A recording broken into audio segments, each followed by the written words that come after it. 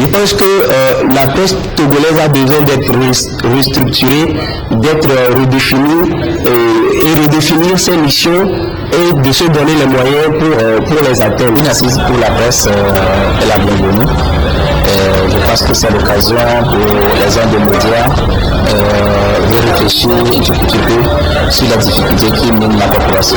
Outre ces problèmes qui feront l'objet du débat, les assises de presse permettront d'aller à poursuivre vers une association d'entreprises de presse forte au Togo. Nous disons qu'un certain nombre d'éléments qui empêchent le bon fonctionnement de la presse et qui ne permettent pas que cette presse-là soit une presse de qualité à la hauteur des attentes du public, qu'on essaie de faire ce qu'on peut appeler un audit du fonctionnement de la presse togolaise. Et nous allons ensemble en tant que journalistes faire une sorte de catharsis pour qu'au sortir de ces assises, un nouveau journaliste togolais naisse. Nous voulons effectivement aller également à ces assises pour avoir effectivement les associations fortes qui puissent effectivement défendre la cause effectivement de ces médias-là, pour que lorsqu'il y a des problèmes, qu'on sente effectivement que nous avons effectivement ces associations fortes qui sont unies, qui parlent à une seule voix pour effectivement réclamer ce qui est dû aux médias. L'objectif est que la presse togolaise parvienne à garder son caractère indépendant tout en travaillant dans l'intérêt de la population togolaise. Hors du Togo, le Mexique vit un drame météorologique sans précédent. Un ouragan à l'ouest et une tempête tropicale à l'est balayent le pays, provoquant des pluies diluviennes. Ces pluies ont entraîné des coulées de boue énormes. Le bilan est très lourd, 160 morts et disparus, mais ce bilan risque encore de s'alourdir dans les prochains jours. C'est un village ravagé par la boue. Un village isolé au sud du Mexique, la Pintada, victime des intempéries qui frappent le pays depuis plusieurs jours. Un ouragan, Manuel à l'ouest, et une tempête tropicale à l'est. Les pluies diluviennes ont causé une avalanche de boue mercredi qui a pratiquement coupé le village en deux. Beaucoup sont sous la boue. Les gens du village ont dressé la liste des disparus. Et nous craignons, sans vouloir être alarmistes, que tous ces disparus soient ensevelis. Une soixantaine de personnes manquent à l'appel.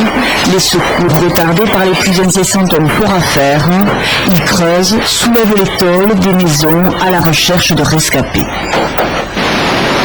Toujours au sud, dans l'état de Oaxaca, ils sont plusieurs centaines isolés, des villageois coupés du monde qui attendent de l'aide, de l'eau, de la nourriture et voient arriver les secours comme une providence. Ça fait 4 jours, il y a même des gens qui n'ont pas mangé depuis samedi dernier.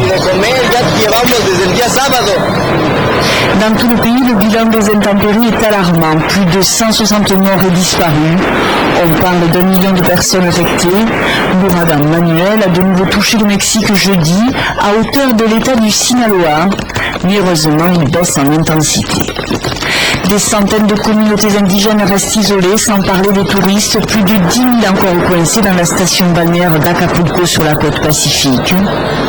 De nombreuses voix s'élèvent dans le pays contre l'État. Certains dénoncent une absence de coordination entre autorités nationales, régionales et municipales. En Grèce, c'est la colère dans plusieurs villes du pays. Des manifestations sont organisées pour protester contre le meurtre d'un jeune chanteur proche de l'extrême gauche.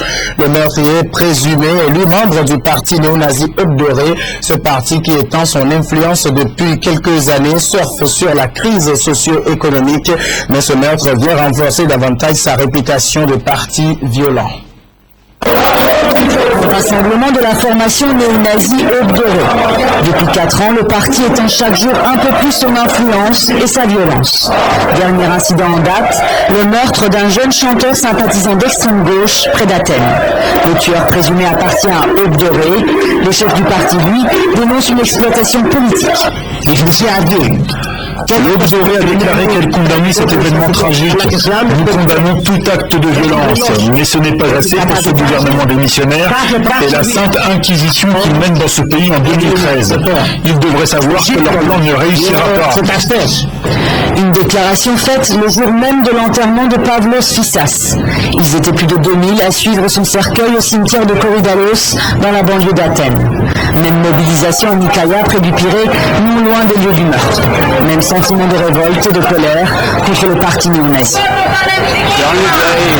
Non seulement de les arrêter, c'est de mobiliser, de mobiliser contre ces les travailleurs, les jeunes, pour les empêcher d'agir partout en Grèce. Vous ne croyez pas que le gouvernement ou que le Parlement puisse les placer hors la loi? Le Parti conservateur au pouvoir gèle depuis des mois l'examen par le Parlement d'un projet de loi contre le racisme.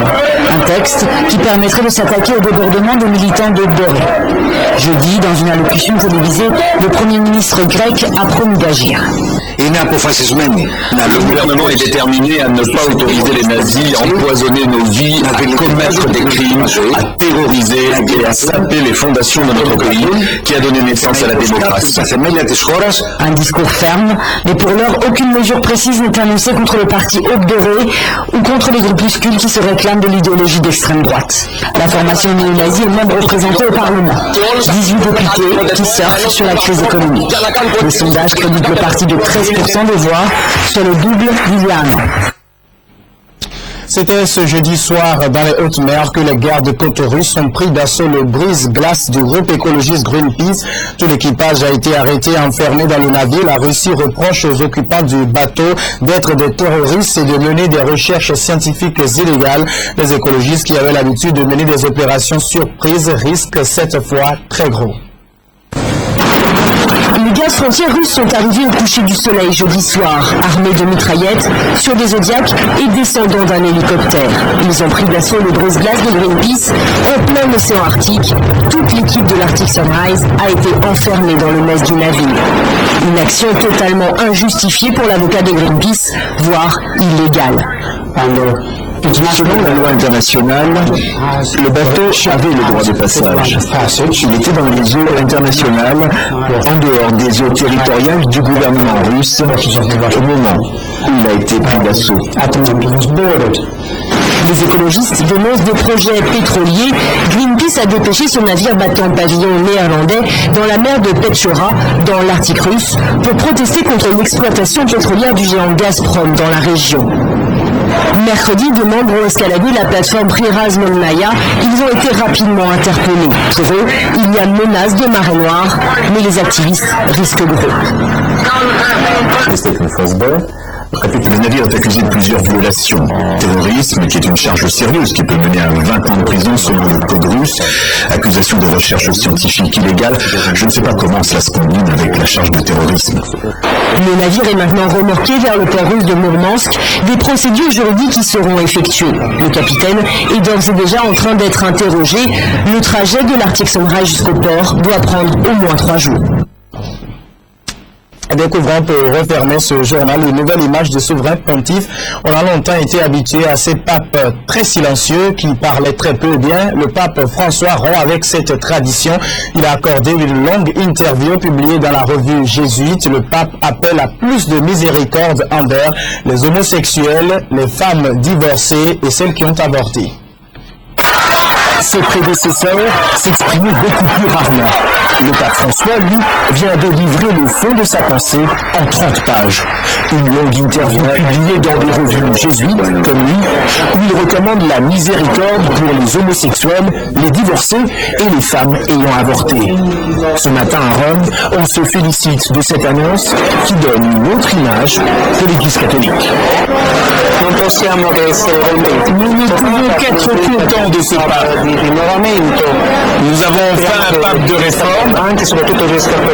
Espérons qu'il puisse avancer et concrétiser ses intentions. Il est très bien, notre pape. Il va certainement y arriver. Il y a 10 jours déjà, le Vatican annonçait que le célibat des prêtres n'était pas un dogme et se montrait prêt à discuter ce précepte. Aujourd'hui, le pape François invite à accompagner les personnes dans leur cheminement et leur complexité, sans exception. Une interview qui annonce peut-être un début de révolution. Je pense que ce pape est une sorte de bombe à mèche suivante. C'est-à-dire qu'il est missionné par ses frères cardinaux pour faire changer l'Église, de posture, d'attitude vis-à-vis du monde. Avec le pape François, l'Église ne sera plus sur la défensive, elle ne sera pas non plus sur l'offensive, mais elle sera dans l'accueil, elle sera dans l'écoute de tous et en particulier des plus pauvres et de toutes les personnes en difficulté. 6 mois après son élection, le pape François continue par petites touches d'imposer son style. Une profonde réforme de l'Église s'annonce, non pas de sa pensée, mais de sa façon d'être dans le monde. Voilà, et merci à tous ceux qui nous suivent à Séville et partout ailleurs.